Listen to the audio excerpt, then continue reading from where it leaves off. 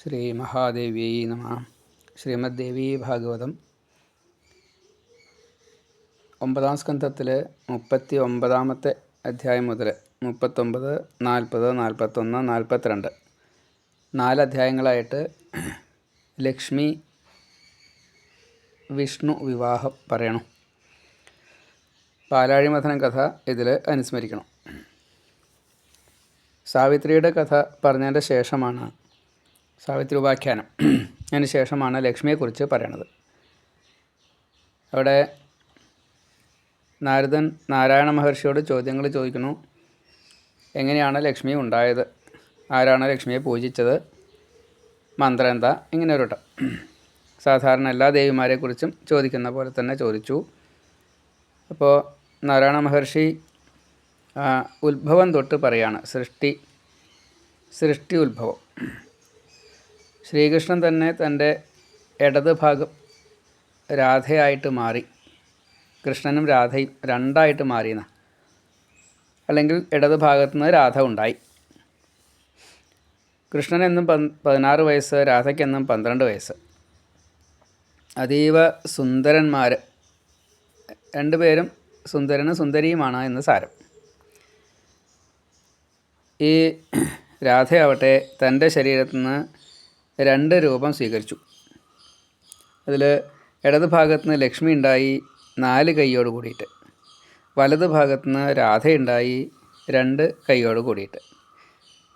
അപ്പോൾ കൃഷ്ണനിൽ നിന്ന് രാധയുണ്ടായി, രാധയിൽ നിന്ന് ലക്ഷ്മിയും രാധയും വേറെ വേറെയായി. അപ്പോൾ ശ്രീകൃഷ്ണനിൽ നിന്നും അതേപോലെ തന്നെ ഇടത് ഭാഗത്ത് നിന്ന് വിഷ്ണു 4 കൈയോട് കൂടിയിട്ടുണ്ടായി, വലത് ഭാഗത്ത് കൃഷ്ണനായിട്ടും. അപ്പോൾ 4 കൈ വിഷ്ണു 4 കൈ ലക്ഷ്മിയെ വിവാഹം കഴിച്ച് വൈകുണ്ഠത്തിൽ താമസിക്കുന്നു. 2 കൈ വിഷ്ണു, 2 കൈ കൃഷ്ണൻ, 2 കൈ രാധ, അവർ ഗോലോകത്തിലും വസിക്കണം.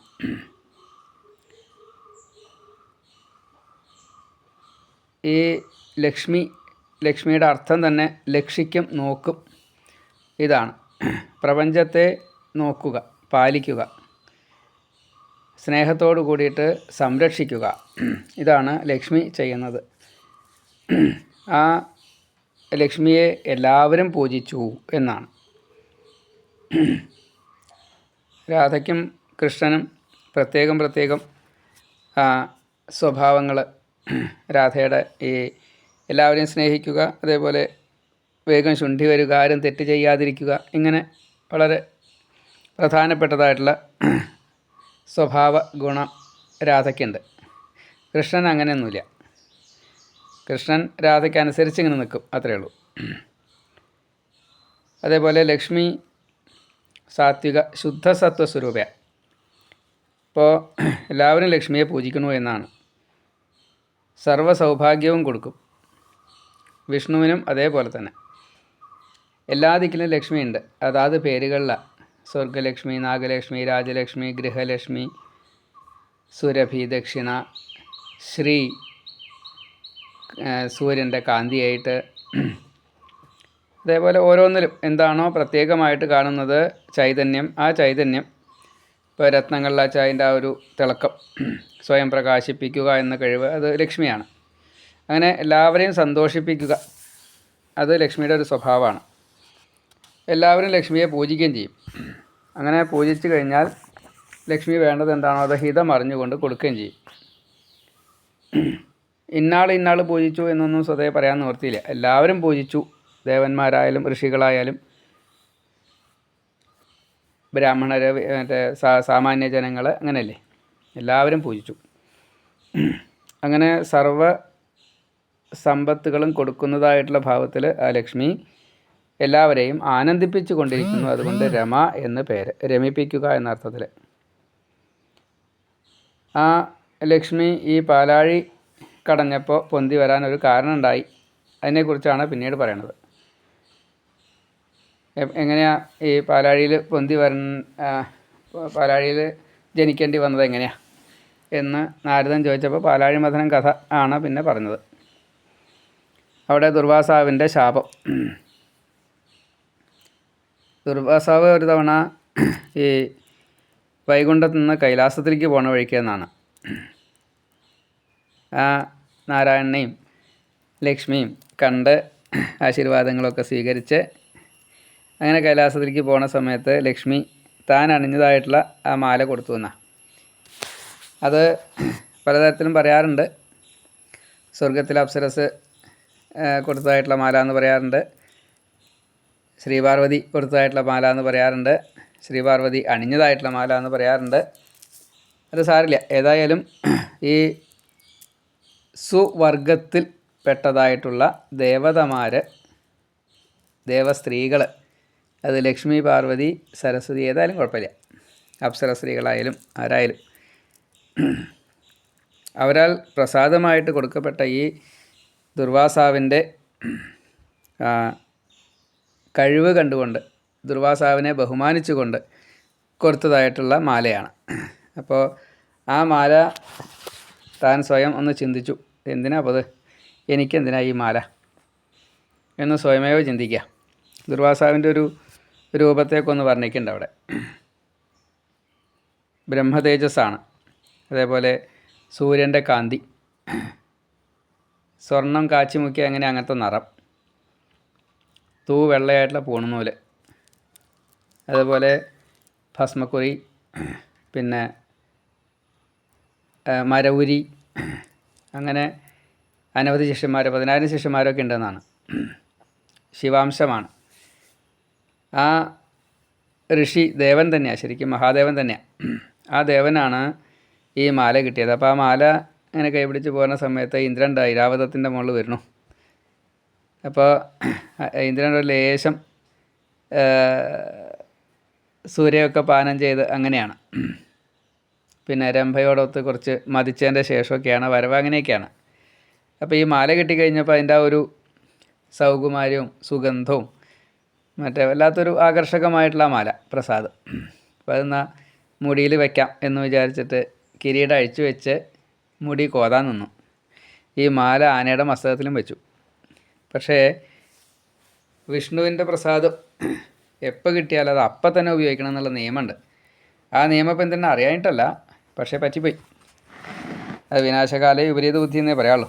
ഏതായാലും ആ മാല വേണ്ട സമയത്ത് കിട്ടിയ വഴിക്ക് ഉപയോഗിച്ചില്ല, അത് തെറ്റായിപ്പോയി എന്ന് നിയമം പറഞ്ഞു. അങ്ങനെയാണ്. വിഷ്ണുദത്തം ജരാരോഗ മൃത്യു ശോകഹരം ശുഭം മോക്ഷപ്രദം പാരിജാത സുമത്തെയും, ആ പാരിജാത പുഷ്പം കൊണ്ട് കോർത്തിട്ടുള്ള ആ മാല വിഷ്ണുവിനാൽ തരപ്പെട്ടത് അപ്ലൈക്കപ്ലൈ ആണ് വേണ്ടത്, ഉപയോഗിക്കേണ്ടത്. അത് ആനയുടെ മസ്തകത്തിൽ വെച്ചപ്പോൾ എന്തായി, ആന വിഷ്ണു തുല്യനായിട്ട് മാറിയെന്ന. ആ ആനയെ പിന്നെ ഈ ഇന്ദ്രന് നിയന്ത്രിക്കാൻ സാധിച്ചില്ല. അപ്പോൾ ഇന്ദ്രൻ തടുത്തു നിർത്താൻ ശ്രമിച്ചു വെച്ചാലും നടന്നില്ല. ആന ഓടിയെന്ന് മാത്രമല്ല, പൂവ് താഴത്തേക്ക് വീണു, അത് ചവിട്ടി നശിച്ചു. കാലുകൊണ്ട് ചവിട്ടി അരച്ചുപോയി. ദുർവാസാവിന് ശുണ്ഠി വന്നു. എന്നെ അവമാനിച്ചു, വിഷ്ണുവിനെ അവമാനിച്ചു, ലക്ഷ്മിയെ അവമാനിച്ചു എന്നൊക്കെ പറഞ്ഞ് ഇന്ദ്രനെ കുറച്ച് ചീത്തയും പറഞ്ഞു, നിയമവും പറഞ്ഞു. വിഷ്ണുവിന് നിവേദിച്ച ഫലം, പഴം, അതുപോലെ വിഷ്ണുപാദം, തീർത്ഥം,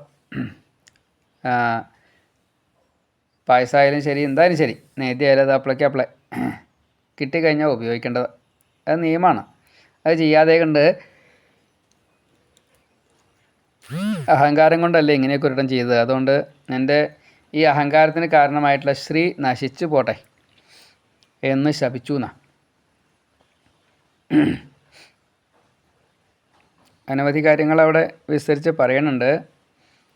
ഈ വിഷ്ണുവിനെ തൊഴുത് പ്രസാദമൊക്കെ സ്വീകരിച്ച് അങ്ങനെ വന്നു കഴിഞ്ഞാൽ പരമ്പര മുഴുവൻ ശുദ്ധാവും. അതേപോലെ വിഷ്ണു തുല്യനായിട്ട് മാറും, ശുദ്ധം വരും. അതായത് നമ്മളൊക്കെ ജീവൻ്റെ ശുദ്ധിക്ക് വേണ്ടിയിട്ടാണല്ലോ പ്രവർത്തനങ്ങൾ, കർമ്മങ്ങളൊക്കെ ചെയ്യണത്. അപ്പോൾ ആ ശുദ്ധി കിട്ടുമെന്ന് പറയുകയാണ്. അപ്പം ഇങ്ങനെ പലതരത്തിൽപ്പെട്ടതായിട്ടുള്ള ചീത്തകൾ നമ്മളെ ബാധിക്കാറുണ്ട്. അത് പാപമായിട്ട് മാറാറുണ്ട്. കർമ്മങ്ങളുടെ ഫലമായിട്ടും ഈ ദാനം വാങ്ങുക, സ്വീകരിക്കുക, അങ്ങനെയുള്ള അതിൽ പെട്ടതായിട്ടുള്ള കുറേ അബദ്ധങ്ങൾ. അപ്പോൾ ആ അബദ്ധങ്ങളൊക്കെ ഇല്ലാണ്ടാവും. അപ്പോൾ അതുകൊണ്ട് അത് അപ്ലൈക്കപ്ലൈ ഉപയോഗിക്കുകയാണ് വേണ്ടത്. ഉപയോഗിച്ച് കഴിഞ്ഞാൽ ശുദ്ധമാകും. വിഷ്ണു നൈവേദ്യത്തെ നിത്യം ഭുജിക്കുകിൽ മാത്രമല്ല സമുദ്ധരിക്കും, സ്വകുല രക്ഷ ചെയ്യും. ഈ കുലത്തെ മുഴുവൻ, അതായത് മറ്റേ 7 ജന്മങ്ങളിൽപ്പെട്ടതായിട്ടുള്ള പാപം അവനവൻ്റെ തീർക്കും. അതേപോലെ പരമ്പര 7 തലമുറ മുന്നേ ഉള്ള മുതുമുത്തശ്ശൻ തുടങ്ങിയിട്ടുള്ള അവർക്കൊക്കെ മുക്തി കിട്ടും. കോടി ജന്മ അർജിതം പാപം തീരും. അതാണ് വിഷ്ണു നൈവേദ്യം സ്വീകരിച്ചാലത്തെ ഫലം. ഇതൊക്കെ അറിയും സ്വതः ഇന്ദ്രനെ അറിയണം. അങ്ങനെയാണ്. അതറിയാതെ കണ്ട് ഇങ്ങനെ ചെയ്തില്ലേ, അവമാനിച്ചില്ലേ. അതുകൊണ്ട് നിന്നെ ത്യജിച്ചു പോകട്ടെ ലക്ഷ്മി വൈകുണ്ഠമാം പുരം. ശപിച്ചു. നിനക്ക് ജരാനര വരട്ടെ. നിനക്ക് മാത്രമല്ല, ദേവന്മാർക്കൊക്കെ. അത് ദേവന്മാർക്കല്ല, ലോകത്തിന് മുഴുവനെ ബാധിച്ചു എന്നാ. ഈ ശാപം ദുർവാസാവിൻ്റെയാണേ. വിഷ്ണു വിരോധം അല്ലെങ്കിൽ വിഷ്ണു നിന്ദയാണ് സംഭവിച്ചത്. വിഷ്ണു നിന്ദ സംഭവിച്ചാൽ ലക്ഷ്മി അവിടെ നിൽക്കുമോ? അപ്പോൾ ലക്ഷ്മി മറിഞ്ഞു. ലക്ഷ്മി മറിഞ്ഞപ്പോൾ എല്ലാവർക്കും അതിൻ്റെ ക്ഷീണം വന്നു. അപ്പോൾ ഇന്ദ്രൻ ഈ ദുർവാസാവിനെ നോക്കിയിട്ട് സാധാരണഗതിയിൽ ശാപം കിട്ടിയ ശാപം മുക്തി ആണ് ആദ്യം ആലോചിക്കുക. അപ്പോൾ അതല്ലാണ്ടായത്. മറിച്ച് എനിക്ക് കുറച്ച് ഭക്തി തരൂ, ജ്ഞാനം തരൂ, അതില്ലാത്തതുകൊണ്ടല്ലേ ഇങ്ങനെയൊക്കെ സംഭവിച്ചോ എന്നാ. അപ്പോൾ താണു, കാല് പിടിച്ചു, നമസ്കരിച്ചു. അപ്പോൾ ദുർവാസാവ് ചെറിയൊരു ഉപദേശം കൊടുക്കുകയാണ്. ഈ ഐശ്വര്യവും അതേപോലെ ആഗ്രഹം തൊട്ടുള്ള ഓരോന്നും ദുഃഖം തൊട്ടുള്ള ഓരോന്നും അതൊക്കെ കർമ്മഫലമായിട്ടാണ് കിട്ടണത്. ഭഗവാന്റെ അനുഗ്രഹം ഉണ്ടെങ്കിലാണ് സമ്പത്ത് ഉണ്ടാവുക. അപ്പോൾ അതിൽ അഹങ്കരിച്ച് കഴിഞ്ഞാൽ അത് മൂഢത്വമല്ലേ. അപ്പോൾ അതൊരിക്കലും ചെയ്യാൻ പാടില്ല. വിഷയങ്ങളെ അനുഭവിക്കാൻ ഈ ബ്രഹ്മാണ്ടത്തിൽ ധാരാളം ഉണ്ട്. ശബ്ദസ്പർശ രൂപരസഗന്ധങ്ങൾ. അത് രജോ ഗുണികളും തമോ ഗുണികളും അത് സ്വീകരിക്കും. പക്ഷെ അതേപോലെ ദേവന്മാരങ്ങനെ ചെയ്യാൻ പാടില്ല. ഈ ശാസ്ത്രങ്ങൾ അറിയണ ഒരാളാവണം ഇന്ദ്രൻ. അതെന്താ നിനക്ക് അറിയില്ലേ എന്നാ ചോദ്യം. ശാസ്ത്രം തന്നെ 2 വിധമുണ്ട്. പ്രവൃത്തി, നിവൃത്തി. അതിൻ്റെ മൂലം എന്ന് സാരം. ഇപ്പോൾ പ്രവർത്തിക്കണം എന്ന് തോന്നാനുള്ള കാരണം കാമ. നിവൃത്തി മാർഗത്തിലാവുമ്പോൾ ഈ കാമമില്ലാത്തതുകൊണ്ട് നിഷ്കാമമായിട്ടുള്ള പ്രവൃത്തി ഉണ്ടാവുക. ആ പ്രവൃത്തിക്ക് ഫലം ഈ ചെയ്യണ ആളെ ബാധിക്കില്ല. അപ്പോൾ കർമ്മം ചെയ്യുന്നുണ്ട്. ഇപ്പം നിമി കൺപോളകളിൽ വസിക്കുന്നുണ്ട്. നിമി ആ കർമ്മം ബാധിക്കുന്നില്ല. കർമ്മം ചെയ്യണില്ലേ, പ്രാരബ്ധം തീർക്കാൻ വേണ്ടി കർമ്മം ചെയ്യുന്നുണ്ട്. അപ്പോൾ ആ രീതിയിൽ എത്ര ജന്മങ്ങളിലുള്ള എന്തൊക്കെ പാപങ്ങൾക്കനുസരിച്ചോ പുണ്യങ്ങൾക്കനുസരിച്ചോ ഇങ്ങനെ സംസാരം അനുഭവിക്കുമ്പോൾ അത് മുഴുവൻ കർമ്മത്തിൻ്റെ ഫലം കാമബാക്കി പ്രാരബ്ധമായിട്ടാണ് ഭുജിക്കുന്നത്, അനുഭവിക്കുന്നത്. അതിനനുസരിച്ചുള്ള ശരീരമാണ് ആ ജീവന് കിട്ടുക. അതിങ്ങനെ സംസാരം ആയിട്ട് ഇങ്ങനെ വരും. വല്ലപ്പോഴും ഭാഗ്യം ഉണ്ടെച്ചാലോ മനുഷ്യജീവനായിട്ട് മനുഷ്യ ശരീരത്തിൽ കയറാം. അതേപോലെ ഭാഗ്യം ഉണ്ടെച്ചാൽ സത്സംഗവും കിട്ടും. അപ്പം ഇങ്ങനെ നാനാ ജന്മങ്ങൾ കൊണ്ട് അനവധി തപസ്സോ ഉപവാസോ എന്തെങ്കിലുമൊക്കെ ചെയ്ത് മുക്തി കിട്ടാൻ സാധിച്ചു വയ്ക്കുക. സത്സംഗം കൊണ്ടോ അതല്ലെങ്കിൽ ഗുരുവായൂരപ്പൻ്റെ അനുഗ്രഹം കൊണ്ടോ ഒക്കെ കിട്ടിയിരിക്കുക. എന്നാൽ വേഗം ഇനിയൊരു ജന്മം വേണ്ടാത്ത രീതിയിൽ ലയിക്കാൻ സാധിക്കും ചെയ്യും. ഇങ്ങനെയൊക്കെ നന്നായിട്ട് ഉപദേശിച്ചു. അപ്പോൾ ഇന്ദ്രൻ കുറച്ചൊരു വിരക്തനായി എന്ന് പറയുകയാണ്. താൽക്കാലികമായിട്ടാണെങ്കിലും ഇന്ദ്രന് കുറേ ഉത്തരവാദിത്തങ്ങളുണ്ട്. അപ്പോൾ അതൊക്കെ നേടാൻ വേണ്ടിയിട്ടുള്ള ശ്രമം ഇന്ദ്രൻ ചെയ്തേ പറ്റൂ. പിന്നെ ദുർവാസാവ് പോയി ഇന്ദ്രൻ്റെ ഈ ജരാന്തര ബാധിച്ച ശരീരം ക്ഷീണിച്ച ശരീരം, അതേപോലെ നടക്കാൻ വയ്യ അല്ലേ. ദേവന്മാർക്കൊക്കെ അത് ബാധിച്ചു. അവരെല്ലാവരും കൂടിയിട്ട് ഗുരുവിനെ സമീപിച്ചു. ദേവഗുരുവായിട്ടുള്ള ബൃഹസ്പതിയെ ചെന്ന് കണ്ടു.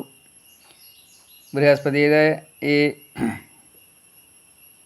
ഇന്ദ്രാദികളുടെ ഈ അവസ്ഥ കണ്ടപ്പോൾ തന്നെ ബൃഹസ്പതിക്ക് കുറച്ചൊരു ദേഷ്യം ഉണ്ടായത്.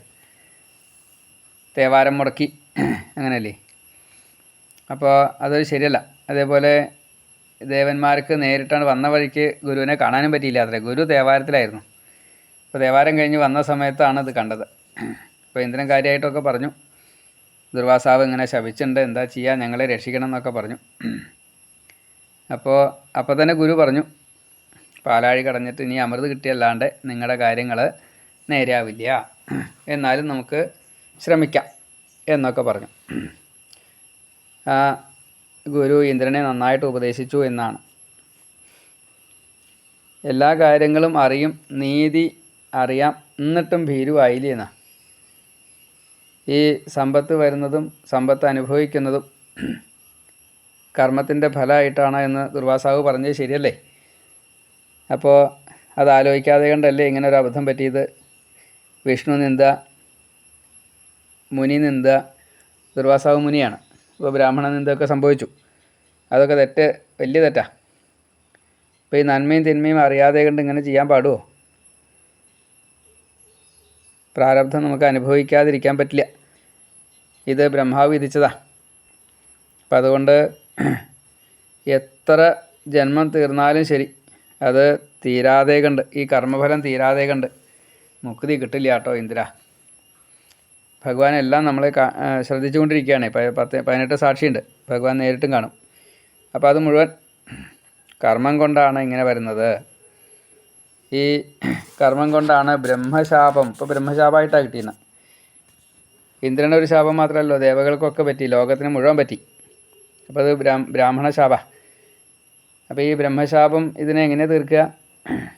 സാധാരണഗതിയിലുള്ള ഒരു കർമ്മം പോരായിനെ. നമ്മളെ എപ്പോഴും കർമ്മഫലം പിന്തുടർന്ന് വരുന്ന നിഴൽ പോൽ പിന്തുടർന്നെത്തും തിന്നു താനവ തീർക്കണം എന്നാണ്.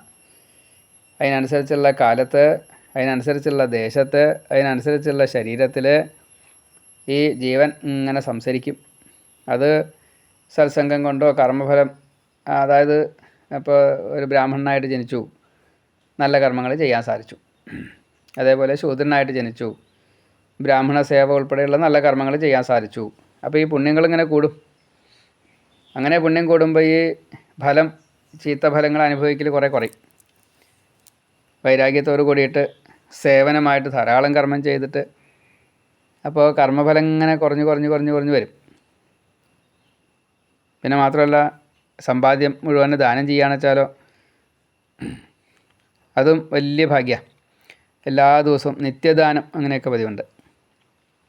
പിന്നെ ദേശം നല്ല സ്ഥലത്ത്, ക്ഷേത്രത്തിൽ, അങ്ങനെയല്ലേ, നദീതീരത്തെ ക്ഷേത്രത്തിൽ, തീർത്ഥ ക്ഷേത്രങ്ങളിൽ അങ്ങനെയൊക്കെ ദാനം ചെയ്യുമ്പോൾ അതിൻ്റെ ഫലം കൂടുതലാണ്. അങ്ങനെ വ്യക്തി നന്നാവുക, പാത്രം നന്നാവുക, സ്ഥലം നന്നാവുക, പിന്നെ നല്ല തിഥിയാവുക, ആഴ്ച നന്നാവുക, മാസം നന്നാവുക, ഗ്രഹണം തുടങ്ങിയിട്ടുള്ള ദിവസങ്ങളാവുക, അക്ഷയ തൃതീയ അങ്ങനെയൊക്കെ ഉണ്ടല്ലോ.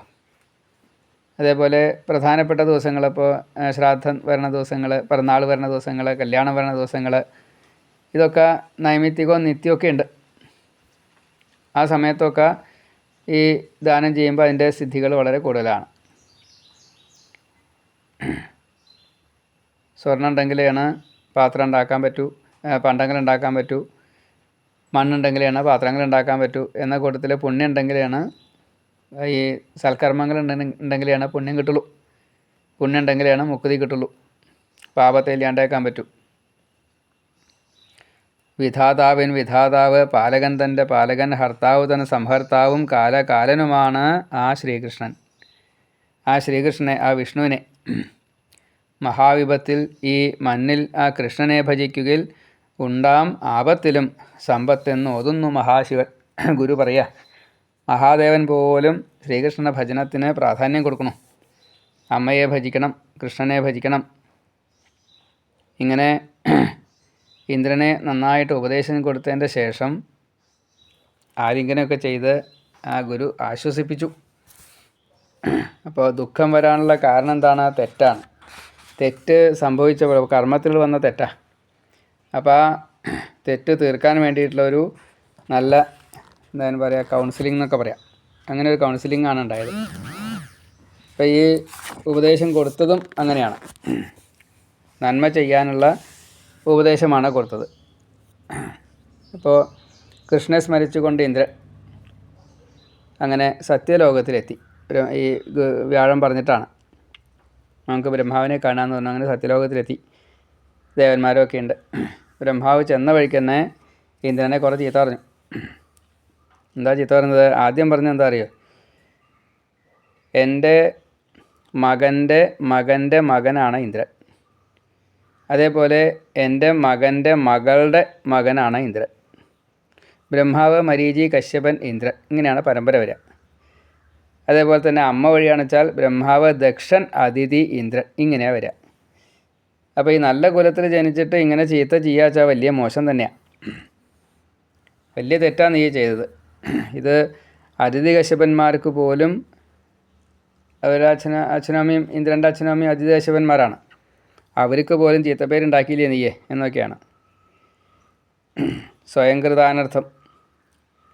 അപ്പോൾ ആ ഭഗവാനെ വേണ്ട രീതിയിൽ മനസ്സിലാക്കിയില്ല, ബഹുമാനിച്ചില്ല, പൂജിച്ചില്ല.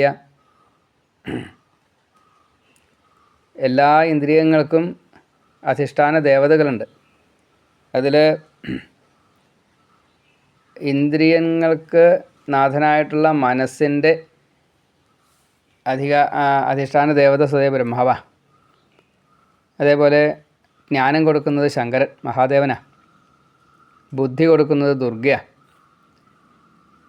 ഈ ശരീരത്തിലുള്ള പ്രാണോർജം കൊടുക്കുന്നത് രാധയാണ്, ആ പ്രകൃതീശ്വരി ഈ മഹാവിഷ്ണു. അതേപോലെ കാളി നിദ്ര തൊട്ടുള്ളത് വേണ്ട രീതിയിൽ കിട്ടിയിട്ടില്ല വെച്ചാൽ ആഹാരം, നിഹാരം, നിദ്ര, വിഹാരം എന്നാണ് പറഞ്ഞത്.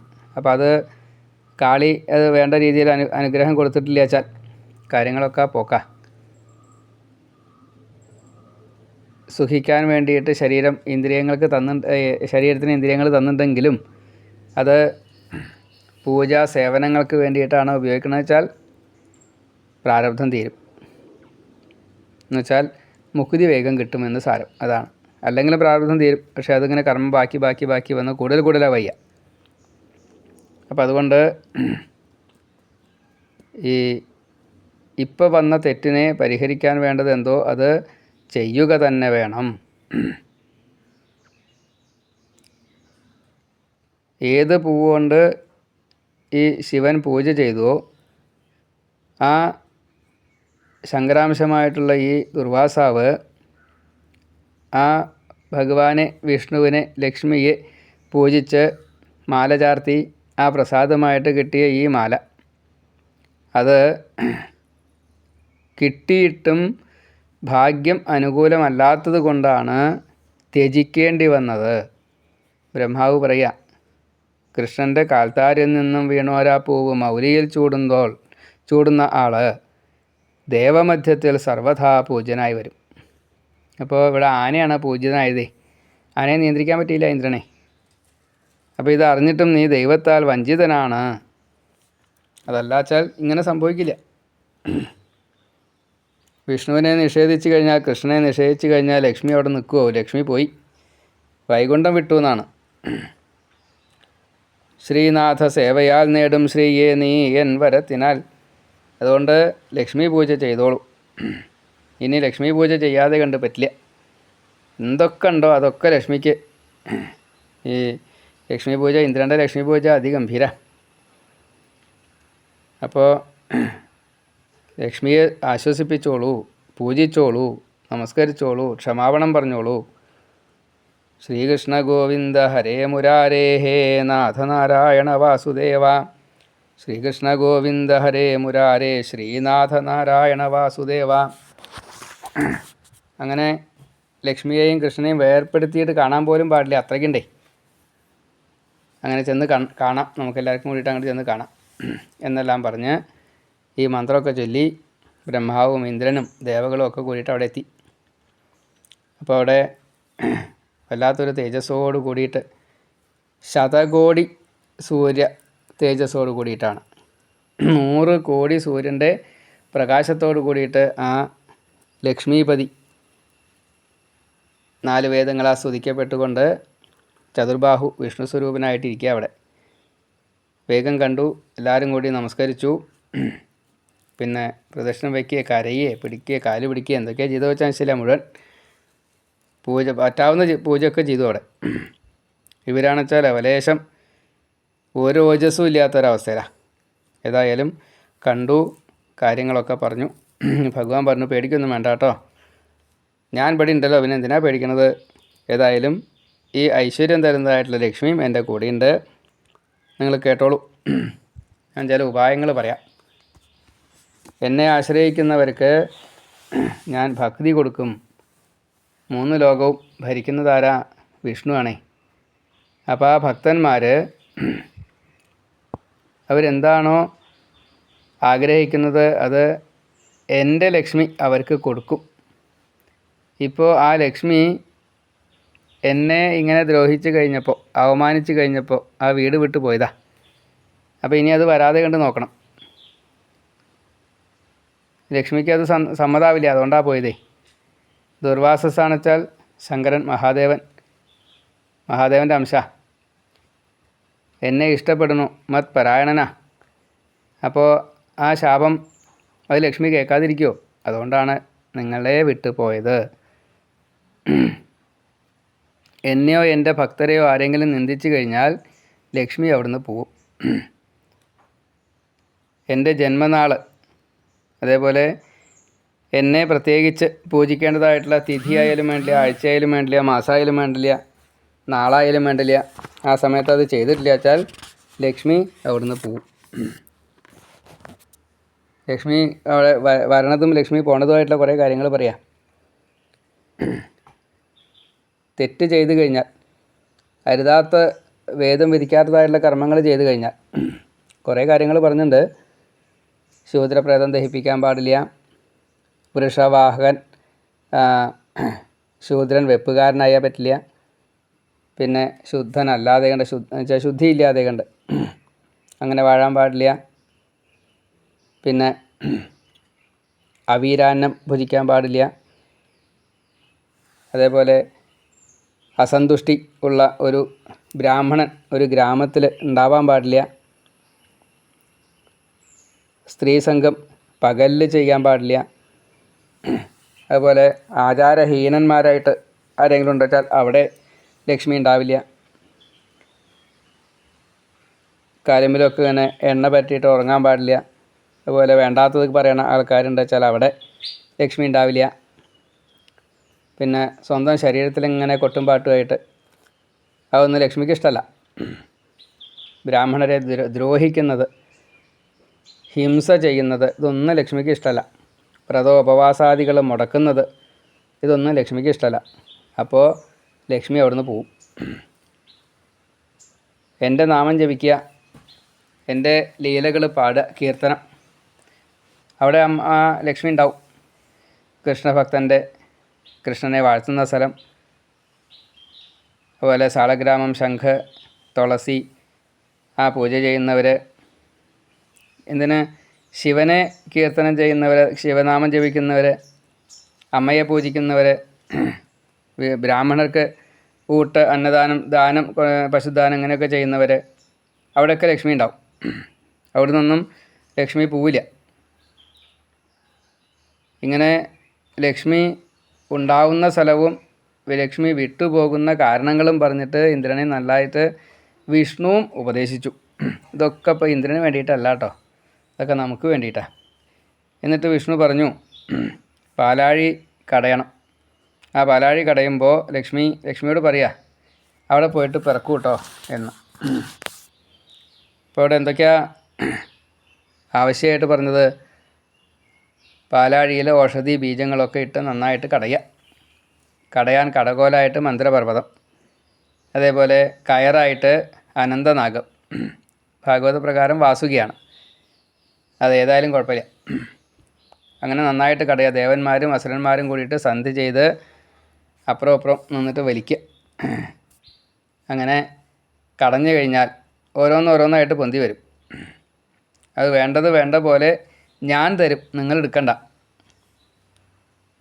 അപ്പോൾ ഓരോന്ന് പൊന്തി വന്നു. അപ്പോൾ കാമധേനു പൊന്തി വന്നു, ഋഷികൾ കൊണ്ടുപോയി. കൗസ്തുഭം പൊന്തി വന്നു, ഭഗവാൻ തന്നെ എടുത്തു, പത്മരാഗം എന്നുള്ള ആ രത്നം. അതേപോലെ ഉച്ചശ്രവസ് കുതിര, അത് മഹാബലിക്ക് കൊടുത്തു. പാരിജാതം, അപ്സരസ്സുകൾ, ഇതൊക്കെ സ്വർഗത്തിലേക്ക് കൊണ്ടുപോയി. ഐരാവതം ഇന്ദ്രൻ കൊണ്ടുപോയി. ശ്രീ ഭഗവതി, ലക്ഷ്മി, രമ ആ സമയത്ത് പൊന്തി വന്നു. അത് ഭഗവാൻ തന്നെ വിവാഹം കഴിച്ചുകൊണ്ട് സ്വന്താക്കി. അപ്പോൾ ഇതാണ് ലക്ഷ്മി വിവാഹം. ഭഗവാൻ എപ്പോഴാണോ ഈ ലക്ഷ്മിയിൽ നിന്നും വിട്ടുപോയത്, അല്ലെങ്കിൽ ഭഗവാനിൽ നിന്നും ലക്ഷ്മി വിട്ടുപോയത്, അപ്പോഴാണ് ഈ ദുരിതങ്ങളൊക്കെ ഉണ്ടായത്, ദേവന്മാർക്ക് ഓജസ്സും തേജസ്സും ഒക്കെ നഷ്ടപ്പെട്ടത്. അപ്പോൾ അത് ലക്ഷ്മി വിഷ്ണുവിനെ വിവാഹം കഴിച്ചതോട് കൂടിയിട്ട് അത് തിരിച്ചു കിട്ടി. പിന്നെ വാരുണി മദ്യം കൊണ്ടുവന്നു, അസുരന്മാർ അത് കൊണ്ടുപോയി. അതിന് ശേഷമാണ് ധന്വന്തരി അമൃതം കൊണ്ടുവന്നു. ആ അമൃത് 2 പന്തിയിലായിട്ട് ഭഗവാൻ തന്നെ മോഹിനി രൂപം സ്വീകരിച്ചുകൊണ്ട് ദേവന്മാർക്കും അസുരന്മാർക്കും വിളമ്പിക്കൊടുത്തു. അസുരന്മാർക്ക് കൊടുത്തുമില്ല, ദേവന്മാർക്ക് കൊടുക്കുകയും ചെയ്തു.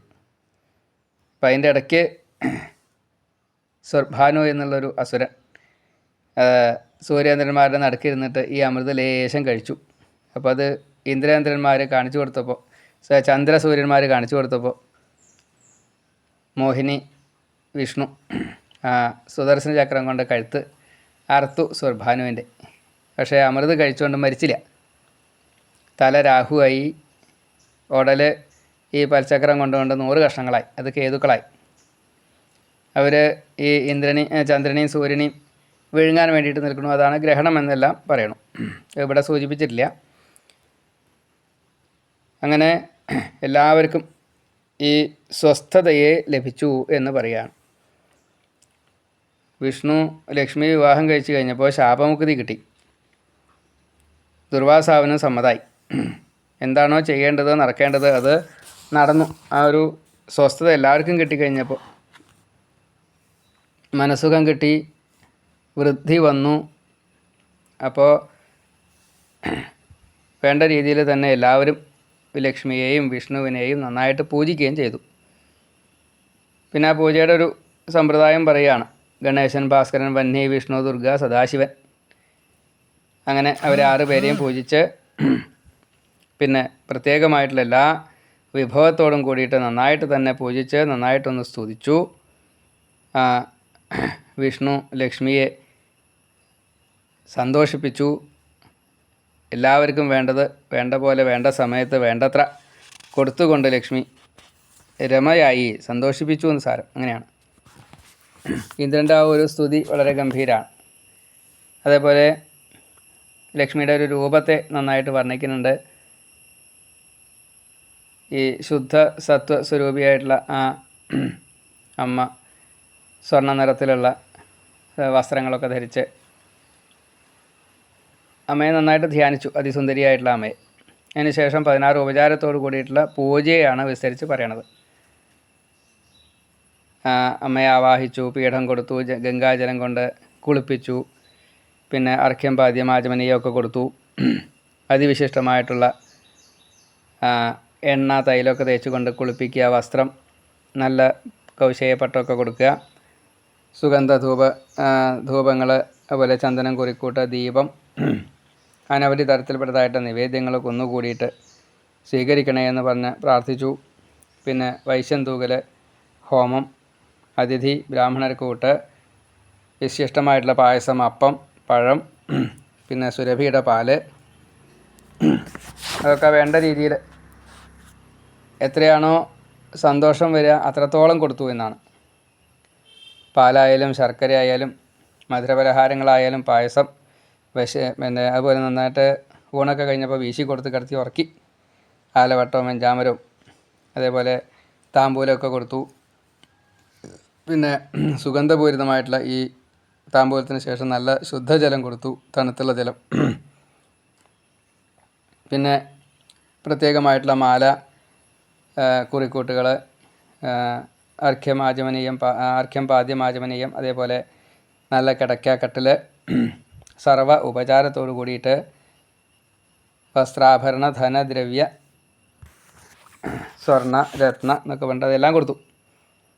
അങ്ങനെ 16 ഉപചാരത്തോടു കൂടിയിട്ട് ഈ അമ്മയെ സന്തോഷിപ്പിച്ചു. നാമം ജപിച്ച് സഹസ്രനാമം എന്തൊക്കെയാ വെച്ചാൽ അതൊക്കെ, സഹസ്രനാമം, അഷ്ടോത്തരം തുടങ്ങിയിട്ടുള്ളതൊക്കെ. ഓം ശ്രീം ഹ്രീം ഐം, ഓം ശ്രീം ഹ്രീം ക്ലീം ഐം കമലാവാസിന്യേ സ്വാഹ എന്ന് ദ്വാദശാക്ഷരി മന്ത്ര. അങ്ങനെ 4 ബീജത്തോടു കൂടിയിട്ടുള്ള മൂലമന്ത്രം ജപിച്ചുകൊണ്ട് അമ്മയെ സന്തോഷിപ്പിക്കാൻ വേണ്ടി എന്തൊക്കെയാണോ ചെയ്യേണ്ടത് വെച്ചാൽ അതൊക്കെ നന്നായിട്ട് തന്നെ ചെയ്തു എന്ന് പറയുകയാണ്. അപ്പോൾ പ്രിയവ്രതൻ ധ്രുവന് അതേപോലെ പ്രിയവർദ്ധന, ധ്രുവന്, പിന്നെ ആർക്കൊക്കെയാണ് വേണ്ട വെച്ചാൽ ഇതേപോലെ ഓരോരുത്തർക്കും ഈ മന്ത്രം കൊണ്ട് തന്നെയാണ് സിദ്ധി ഉണ്ടായത്. ശ്രേഷ്ഠരത്ന വിമാനത്തിൽ വരദായിനി ലക്ഷ്മിയെ കാണുമാറായി മന്ത്രസിദ്ധി വന്നോര് ഇന്ദ്രന് തൽക്ഷണം. ഈ മന്ത്രം കൊണ്ട് മറ്റു പലർക്കും ഇതേപോലെ ദർശനം കിട്ടിയിട്ടുണ്ട്. അതേപോലെ തന്നെ ഇന്ദ്രനും ഈ 16 ഉപചാര പൂജ ചെയ്ത് ദർശനം കൊടുക്കാറുണ്ട് അമ്മ. അപ്പോഴും ദർശനം കൊടുത്തു.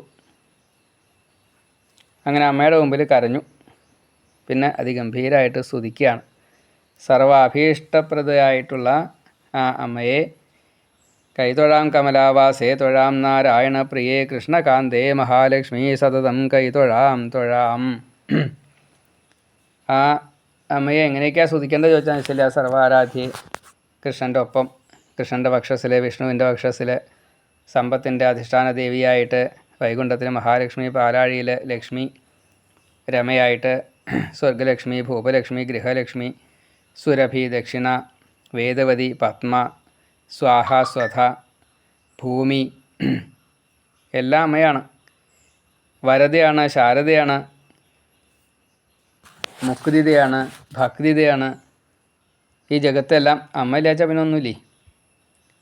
അമ്മ ഇല്ലാഞ്ഞാൽ ഒരു പക്ഷേ ചെറിയ കുഞ്ഞ് ജീവിച്ചു എന്ന് വരും. പക്ഷേ ഈ ലക്ഷ്മി ഇല്ലാച്ചാൽ ഈ ജനങ്ങൾക്ക് ജീവിതം സാധ്യമല്ല. മുലയുണ്ണാതെ ഭാഗ്യത്താൽ ജീവിച്ചേക്കാമൊരർഭകൻ നൂനം ലക്ഷ്മി എന്നിയേ മണ്ണിൽ ജീവിക്കാൻ ആർക്കുമൊത്തിട.